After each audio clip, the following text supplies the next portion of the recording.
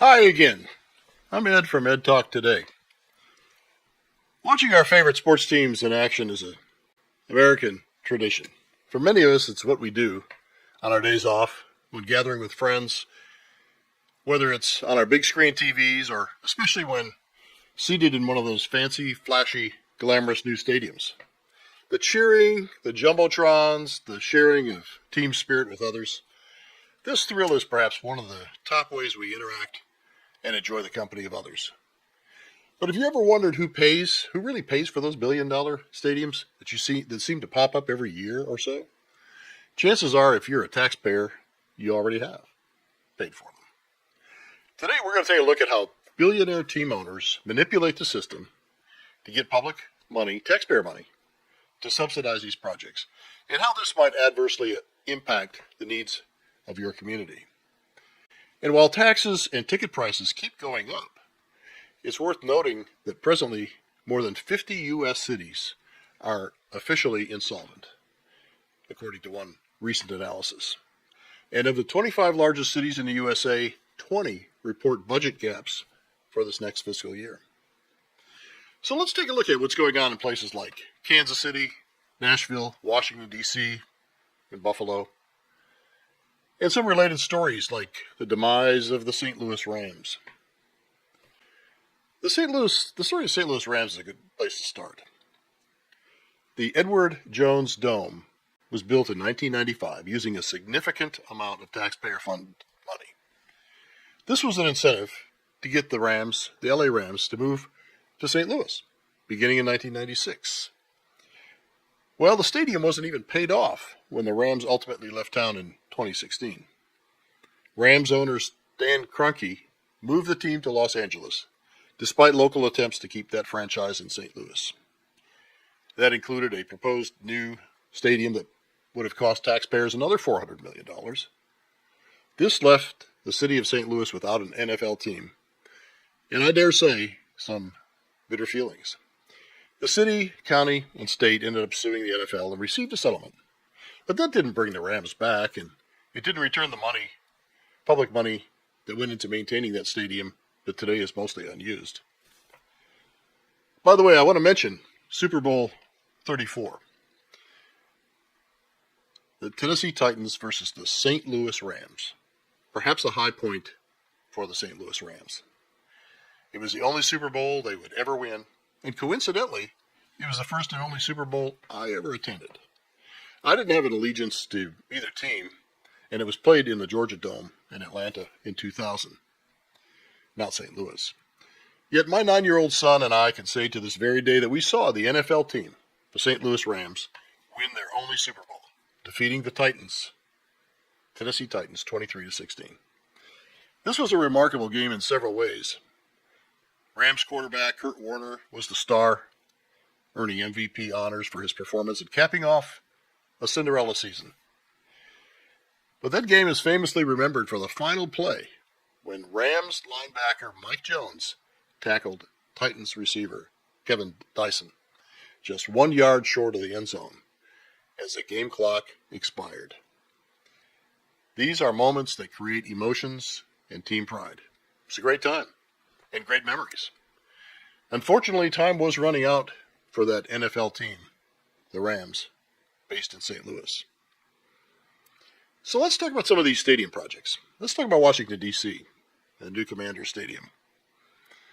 Well, recently Washington, D.C. Commanders just got the green light on a proposed $3.7 billion stadium plan.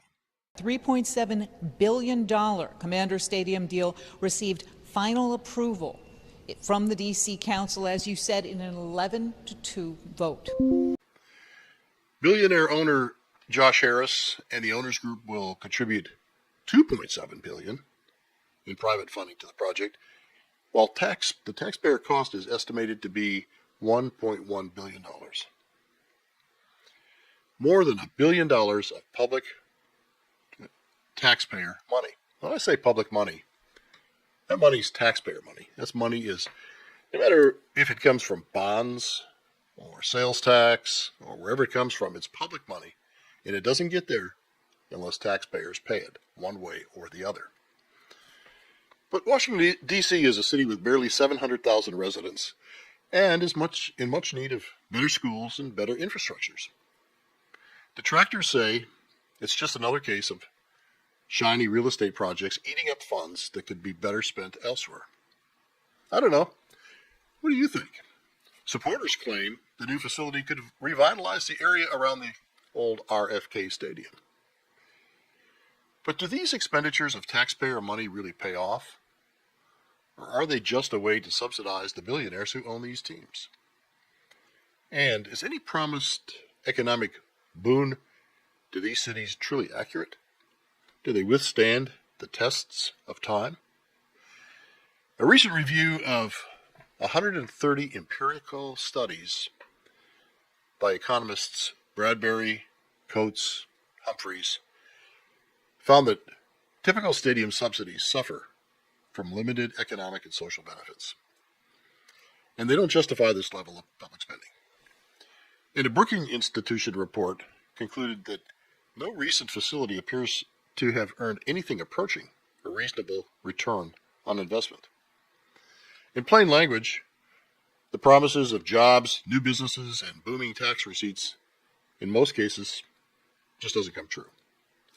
Across the U.S., city and state governments have spent $14 billion in public taxpayer money on NFL stadium construction and renovation since 1990. That number keeps climbing. In theory, these investments are meant to bring jobs and tourism, economic development, but in practice, the results are underwhelming. Economist Dr. Nola Aga explains that team owners often fund these studies themselves to justify these public subsidies, predicting massive local benefits. A consultant, an analyst sits down and they say, okay, I think there'll be this many people and I think they'll spend this much money and this much will be sales tax, and we do some multiplication and some more multiplication and even some more multiplication, and we come up with some really big number of the hundreds of millions of dollars of impact that this sport property is going to have. But independent studies frequently show the opposite: low returns, missed projections, and an economic impact that doesn't go far beyond the stadium parking lot. What do you think? Are planners and promoters maybe a little bit overzealous? Is it because some of the public is emotionally invested in these teams? Or politicians just don't want to be the one who lost the NFL franchise to another city?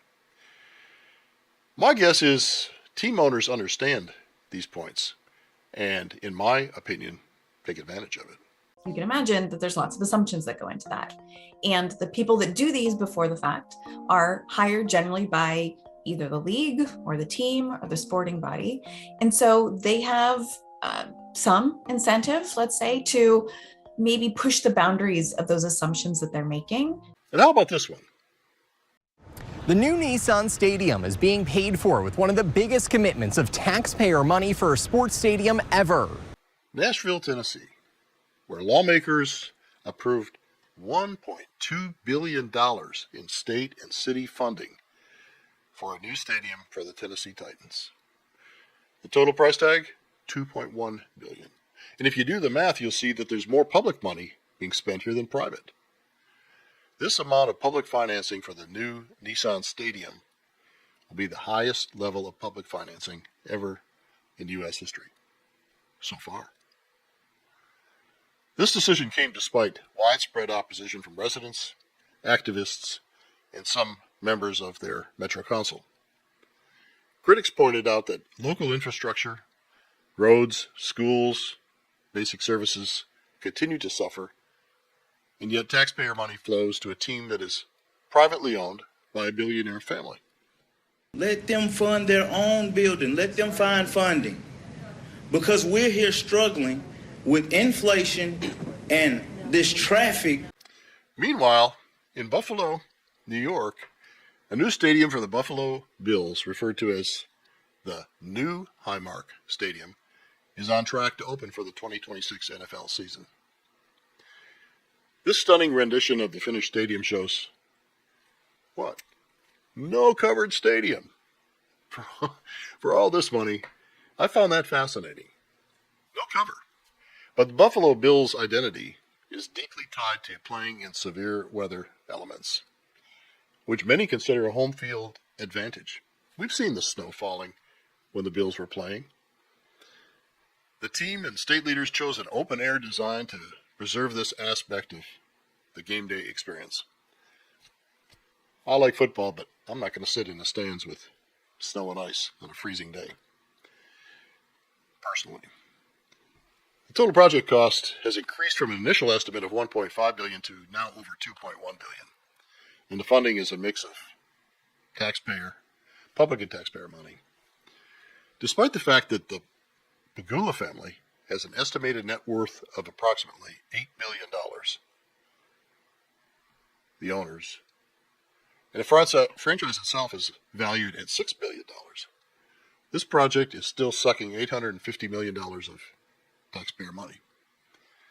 And the remainder is coming from private investors, the Pegula family, as well as exclusive seat sales and other deals, all of which I would consider private investments. And I see mainly private investments with less public money as a good thing, although this is still a lot of taxpayer money. But what, in my opinion, should be disturbing to me is that the Buffalo Bills won't own the stadium. They won't own this $2 billion asset. Instead, the state of New York will own this asset and will lease it back to the Bills. In my opinion, this arrangement introduces a potential long-term risk. I don't know all of the details of this leaseback deal. I don't know what it includes regarding upkeep, maintenance, taxes, and so on.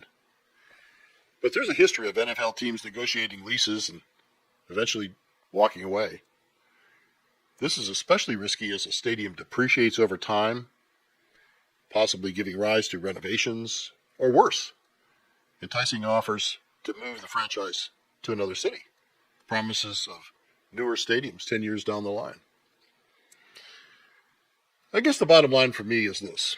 When public taxpayer money is given to private businesses, that means those funds are not available for schools, hospitals, roads, bridges, law enforcement, aging water and sewer systems, and so many other needs that rely only on public funding, on tax dollars. And I think if one looks around, most will admit in our country, we're struggling to keep up with old and aging infrastructure. And besides, who doesn't already complain about higher taxes anyway? So regardless of how the use of public money is presented by politicians, owners, supporters, it's a zero-sum game. And these expenditures of taxpayer money reduce money for projects that only governments can provide. So this seems like a conflict to me. These sports franchises are valuable businesses. Their values have coincidentally surged during this phase when public money has progressively increased. Here's a couple of examples. Stan Kroenke secured the sole ownership of the Rams in 2010 for $750 million. Yet, as of August of 2025, Forbes estimated the team's value at $10.5 billion. That's a 14x increase in value of that asset, or that property, that business, whichever you want to call it. And Dan Snyder acquired the Washington Commanders, then the Redskins, back in 1999 for $750 million. And he sold that franchise in 2023 for a little over $6 billion. That's an 8x increase in value. And here's what I like, although admittedly it's totally off topic. As one of the most famous long-term investments in sports history, George Halas bought the Chicago Bears for just $100 in 1920. The team has remained in the family for over 100 years and has recently been valued at about $6 billion. Based on available information, it's fair to say that all NFL franchises, with the unique exception of the Green Bay Packers, which is, you may know, owned by the Packers fans, all others are controlled by individuals or family ownership groups whose wealth is measured in the billions of dollars. Think about that. But how about the fans? While an average NFL ticket price is difficult to determine because it varies significantly by team, opponent, seat location, not to mention Ticketmaster, right? A single seat for a high-profile team can cost $400 or more. A single seat. 2 seats, $800, right? So what's going on today? Well, let's talk about Kansas City's unique situation. This one's going on right now. The Kansas City issue is unique, it's complex and problematic. I'm recording this in mid-October, so fasten your seatbelts as the situation is rapidly evolving. Here, both the Royals and the Chiefs are currently playing at the Truman Sports Complex in Kansas City, Missouri, where 2 separate stadiums, pictured here, Arrowhead, where the Chiefs play, and Kauffman, where the Royals play, are situated. But Kansas City, Kansas, is right across the river. And remember how the state of Missouri got burned on that St. Louis Rams deal. So this has created not just a who's going to pay situation, but maybe something of a border war. Now, the Chiefs planned an $800 million renovation of Arrowhead Stadium, and they pledged to contribute $300 million of that, with the expectation of $500 million coming from what? Taxpayer money, public funds, whatever you want to call it. And the Royals, the baseball team, meanwhile, had proposed a $1 billion plus downtown stadium and surrounding district. But both plans fell apart with a vote last year by Jackson County, Missouri voters. Fast forward to mid-2025, both Kansas and Missouri intensified efforts to woo the teams with a new stadium for the Royals and either renovations or new construction for the Chiefs. Just this past July 2025, Kansas lawmakers extended the deadline for the teams to take advantage of a stadium financing plan. Under this proposal, taxpayer money would cover up to 70% of the cost of both projects. Baseball stadium, football, Royals and Chiefs. But also this year in Missouri, on the other side of the river, the legislature passed a bill authorizing up to $1.5 billion to help finance both the new stadium and or construction improvements for the Chiefs. That law was controversial and currently faces a lawsuit alleging that it's unconstitutional. So where do things stand here in October 2025? The most up-to-date information I have while recording this video.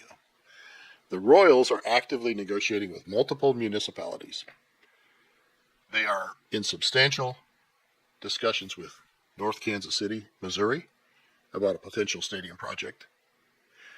The Royals had previously considered a downtown location in Kansas City, Missouri, but have also explored sites in Overland Park, Kansas. 2 different states. Either way, there's no saving the K long term. The Royals have been crystal clear. They'll leave Kauffman Stadium after the 2030 season when their lease expires. We will not be here after that. We will have a new location in which to play baseball. Also this month, the Chiefs stated that a viable plan in Missouri is likely to require a Jackson County vote on sales tax, implying that further negotiations or another vote in Jackson County might be necessary. The Chiefs' lease at the Truman Sports Complex expires after the 2030 season, so there's sort of a loose deadline on these negotiations. In my opinion, this pay up or move threat may be a common practice, but sadly relies on the emotion of the fans, the objectives of politicians, and just seems grossly unfair and inconsistent with our capitalist public funding versus the private enterprise system. Nevertheless, this familiar threat of relocation remains a central part of negotiations. The border war has raised the stakes, allowing the teams to leverage competing offers against each other to secure the most favorable funding package. So why do these deals keep getting approved? Is it because teams and team owners tug at civic pride, or the idea of losing a team, like St. Louis did, is a nightmare for fans and local politicians alike. In my opinion, owners exploit that emotion, along with self-financed studies and flashy stadium renderings. They also build escape clauses into their leases, threatening relocation if demands aren't met. It's a game of emotional blackmail, played out in stadium seats and city halls. And what about the fans? They just want to see their team win or lose. Potholes in our roads and underfunded law enforcement may seem a trivial sacrifice to the excitement of that new stadium. My concern, as it often is on Ed Talk today, is for those folks who may never see the inside of the stadium they paid for. A $400 ticket times two, let's say, $800, plus parking, and that $15 beer and $10 hot dog. It's a luxury many fans can't afford. So what do you think? Am I off base here? Should taxpayers be funding stadiums for billionaires? Tell me in the comments below. Tell me if I'm off base, whatever comes to mind on this. And if you enjoyed this content, please like and subscribe to the channel. If you have some other underreported topics that you'd like to see covered, tell me that too. And thanks for watching, and we'll see you next time on Ed Talk Today.